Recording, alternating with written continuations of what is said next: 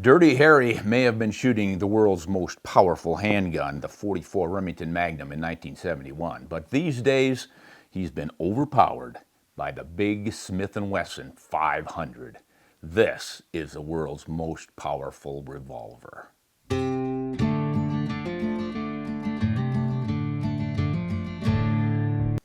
Now, before we continue, let's do a little history on revolver cartridges and others. And we're going to start with the puny little 9mm, the 9x19 9mm Luger. So common in protection guns these days.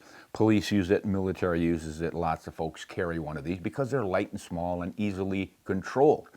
But back in the day when police especially were having some issues stopping the bad guys, they went with the improved .38 special by lengthening it and making it the .357 Magnum. And a lot of folks thought, my goodness, that's a powerful handgun round. And then came the .44 Remington Magnum, which really set the bar. And then we come up with this thing, the 500 Smith & Wesson. Look at the size of the powder column in that. That thing has as much power as the old .45-70 military rifle cartridge, shooting obviously a larger diameter bullet, a 50 instead of a 45. But you're saying something when you're getting a handgun to have the energies and powers delivered by a rifle, and that's what this thing can do. So why would anybody want something like this? Well, as I said, it's the big game hunters who love to hunt with handguns. It's always a challenge. You have to get closer. Now, this thing has plenty of power to reach out there, as we'll see with some of our numbers here. But controlling it is the big issue, and I'm a little bit concerned about that myself. How will my wrists withstand? Am I going to flinch? How am I going to shoot this thing? Now, this is a double action, guys, and as we've shown, the cylinder is empty. So I'm going to operate it, and if I shoot it in a double action mode, which means I pull the trigger, that cocks the hammer, as you can see here, and eventually drops it. But that takes over 10 pounds of trigger pull. That is not contributing to a steady aim. But if I cock the hammer first, now I just have a short throw on that trigger, and 4.5 pounds breaks it. And it doesn't even feel like 3 pounds to me. So it should be easily controlled unless, well, if I flinch, that'll be my fault, but it's not going to be this revolver's fault. I think I'm going to be able to shoot that single action style pretty accurately. We will find out. And we'll also find out just what the velocity is. Based on the numbers I've been looking at in loading manuals and such, I'm thinking this 325 grain bullet will probably be going around 1,800 feet per second. Some advertise it as fast as 2,000. Now, the SAMI specs on this revolver, or this cartridge, call for a maximum chamber pressure of 60,000 psi. But I've heard that most manufacturers, just to be on the safe side, keep their pressures down around 50,000 psi. We will see how that affects the velocity here with this MagTech ammunition.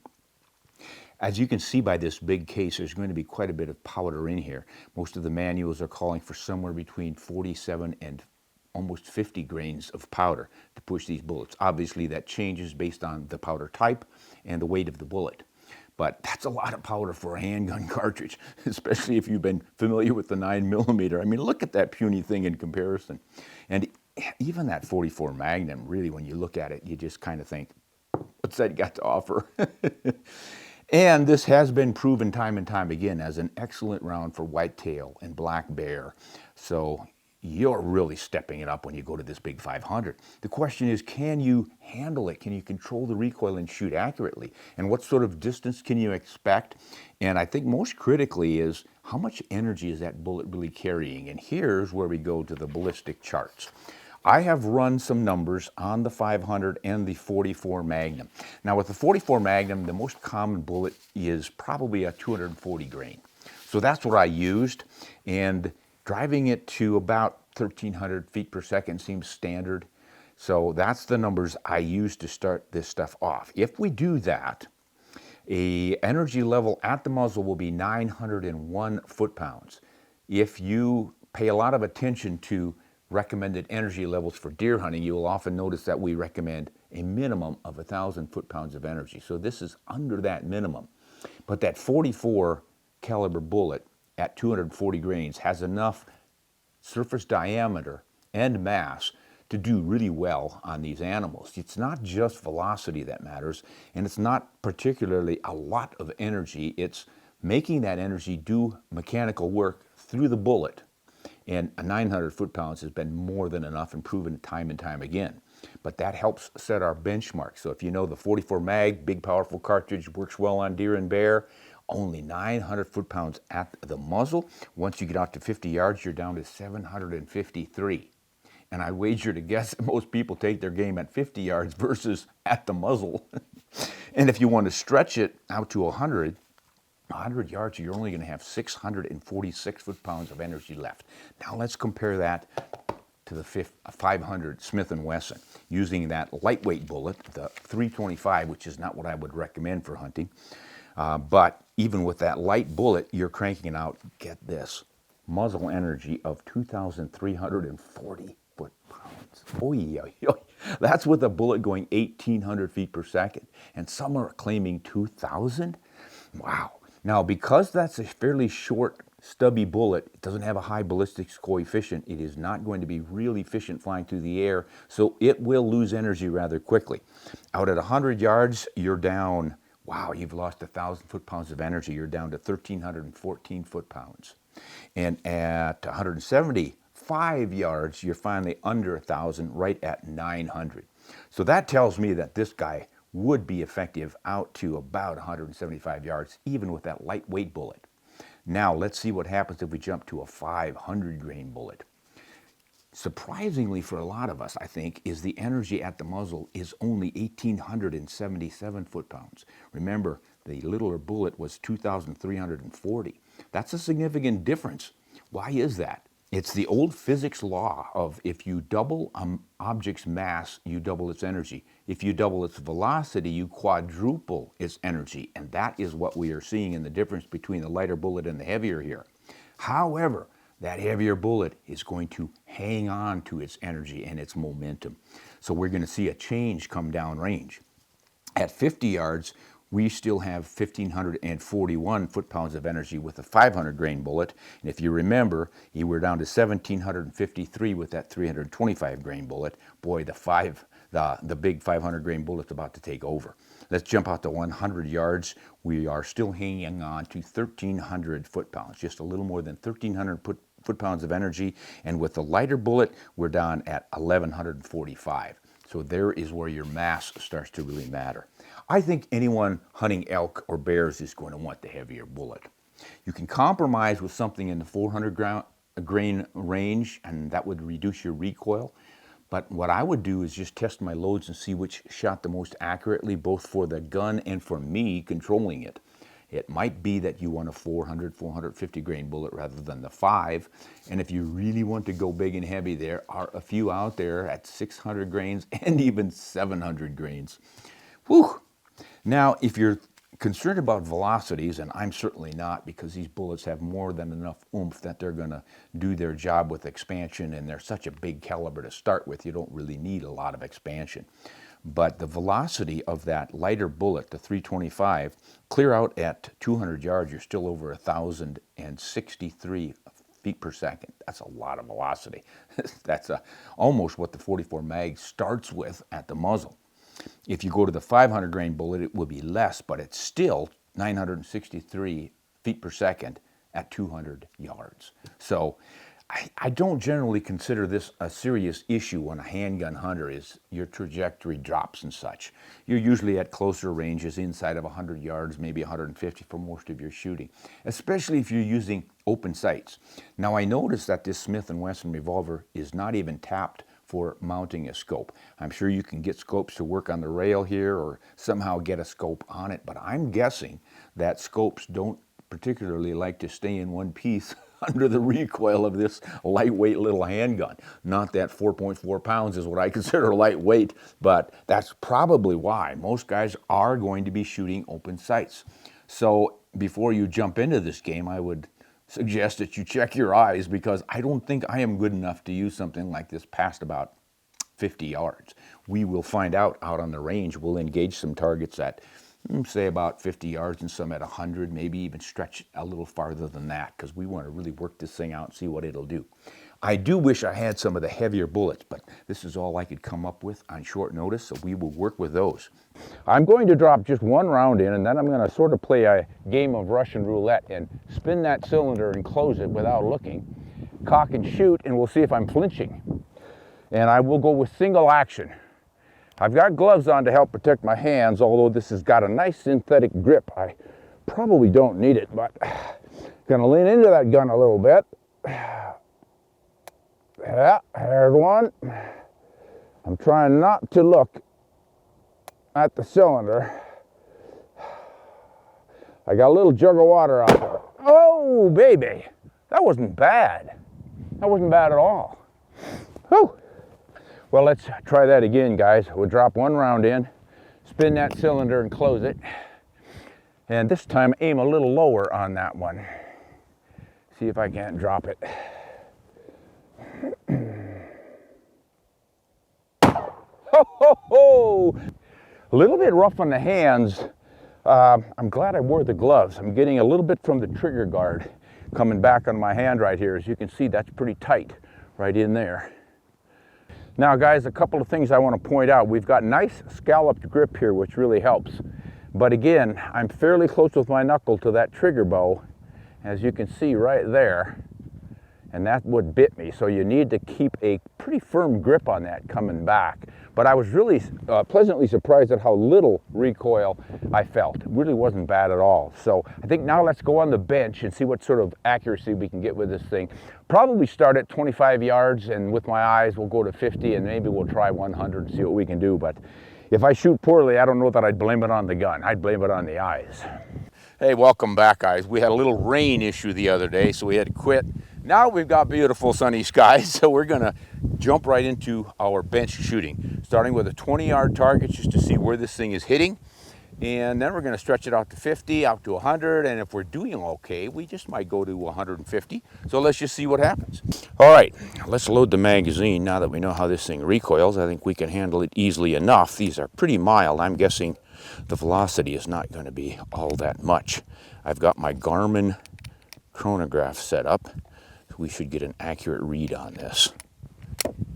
Okay, so what I think I will try to do is just use this little rest and my hand under for better control. See how steady that is? Yeah, that's pretty good. That's pretty good. I think that's what I'll use. So let me get my double ear protection going here. We'll make sure we've got our cameras turned on for showing the target hits or misses. This is just a simple redneck box target with some orange tape on it. And let's hope we get the velocity reading here and we hit what we're aiming at. Looks like we went high, and gosh, I must be a good 2 inches left. Okay, here we go. Shot number 2.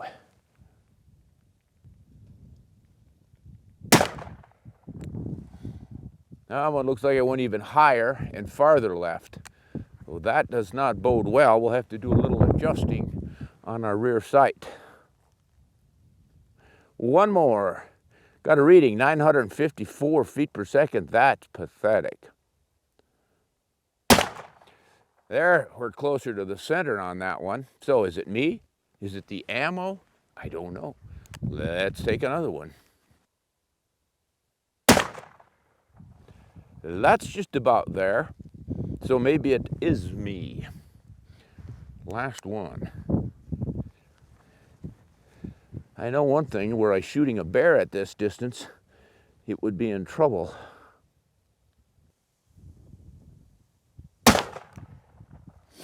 Here's our 4-shot summary. 954.9 feet per second was our slowest velocity. The high was 1371 and the average was 1183. Wow, that is, look at the extreme spread on that, 416.7. Not what you would call consistent ammunition. Glad this is plinking ammo. I'd want a lot better quality for my target ammo or my hunting ammo. But again, this is practice ammo, So we can live with it. That helps explain the crazy extreme spread on the target as well. Well, as you can see, guys, we're consistently an inch to 2 inches to the left, but we're not consistently high like this one. But with the extreme variation in velocity we recorded, this makes sense. I mean, golly, over 400 feet per second difference. That is a lot. I have never seen that much of a spread in ammunition. So that tells me that this ammo may be fine for plinking and practicing, but not something you'd want to use for hunting or target shooting consistency. But I think we'll make a little adjustment, see if we can't slide over 1.5 inches here to the right. And that will make me feel a lot more confident shooting farther out.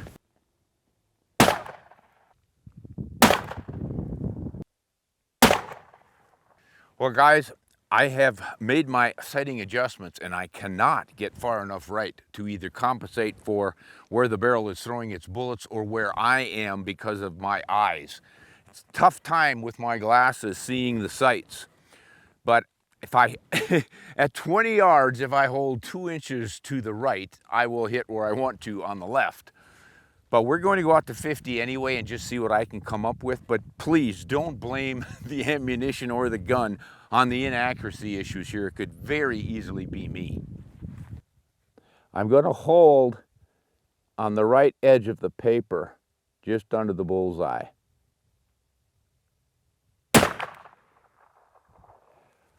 And let's just find out where we hit. 1,338 feet per second.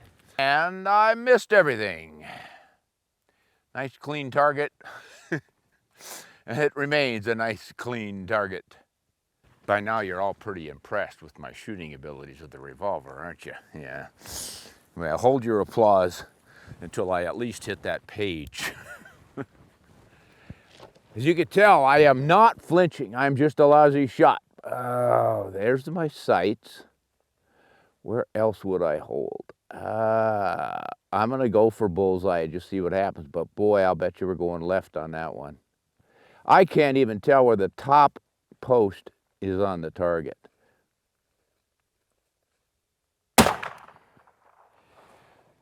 Once again, I don't see anything from here. Spotting scope says, yeah, you missed everything again, Spomer. Can't even come close. What do we have, about a 14, 16-inch page out there? I can't even hit it. But you can get these with the fiber optic front sight. I think that would help me a lot because I'm just losing that black post. So that's something you guys might want to consider, especially if your eyes are not what you would call 20 years old and perfect, like mine aren't. But I'm going to try a couple more just to see what's going on. But I'm sorry, I was hoping to do, you know, a bit of a review on the accuracy of this, and I'm sure the accuracy potential is there. These things are not popular for hunting for no good reason. So blame me on this one. Don't blame the gun. I'm going to aim, whoa. I'm going to try aiming clear onto the right edge of the target board, believe it or not. I think I'm on the bottom edge of the target too. And what's the tail of the tape on this one? I don't see anything. Nothing. On the paper. Nothing on the paper. In the... Clean target. Well, on the bright side, folks, Ron isn't wasting money on new targets. This is pathetic. Okay, folks, do as I say, not as I do. Buy yourself a Smith Wesson 500 and some good ammo and good luck. Because it's sure not working for me. I'm sticking with rifles and scopes, no open sights, at least not past 20 yards. I am kind of proud of that 20-yard target though. Okay, that is my take on this. Now, I think before we wrap this up, we're gonna look around. A friend of mine down south said that he thought he knew where he could find some heavier bullets. So we're gonna try to get those picked up, and then we're gonna run an addendum to this show. And we'll show you what the 400, 500, whatever he comes up with grain bullets do for felt recoil, velocity, and maybe even accuracy. And maybe I can get a young guy out here with some eyeballs to shoot some targets for you and show this gun off properly. Meantime, this is Ron Spomer signing off on Honest and Shoot Straight with a scope if you can get one.